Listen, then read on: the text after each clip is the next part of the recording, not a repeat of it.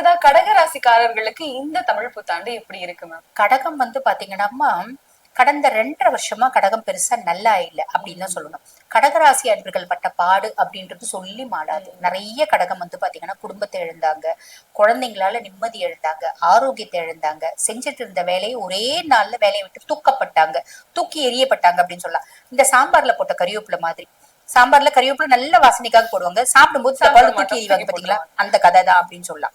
அந்த சாம்பாருக்கு மனம் கொடுக்கக்கூடியதே கறிவேப்பிலை அப்படின்னாலும் குடும்பத்துல மனம் கொடுக்கக்கூடியவங்களே இவங்களா இருந்தாங்க. குடும்பத்தினோட நிம்மதிக்காகவும் சந்தோஷத்துக்காகவும் நிறைய பாடுபட்டாலும் குடும்ப உறுப்பினர்களால் தூக்கி எறியப்பட்டாங்க அப்படின்னு சொல்லலாம். அப்படிப்பட்ட கடகம். அதுக்கும் மேல பாத்தீங்கன்னா வேலை செய்யற இடத்துல பிரச்சனை, குடும்பத்துல பிரச்சனை, இப்படி நாலா பக்கமும் பிரச்சனை. மத்தளத்துக்குனாலும் 2 சைடு தம்மா அடி, இவங்களுக்கு நாலா பக்கமும் அடி அப்படின்ற மாதிரி உயிர் மட்டும்தாங்க மிச்சம், உயிர் மட்டும்தாங்க சொச்சம் அப்படின்னு சொல்லாத கடகம் ரொம்ப கம்மி அப்படின்னு தான் சொல்லலாம். 100 கடகம் இருக்காங்க அப்படின்னா 90 பேர் கஷ்டப்பட்டாங்க, 10 பேர் தப்பிச்சாங்க. சுய ஜாதகத்துல தசநாதன் வலுத்து இருந்தவங்க தப்பிச்சாங்க அப்படின்னு சொல்லலாம். அப்படிப்பட்ட கடகம் இப்ப இந்த வருடம் பாத்தீங்கன்னா சனிதான் அவங்களை அவ்வளோ வருத்தெடுத்தா அப்படின்னு சொல்லலாம்.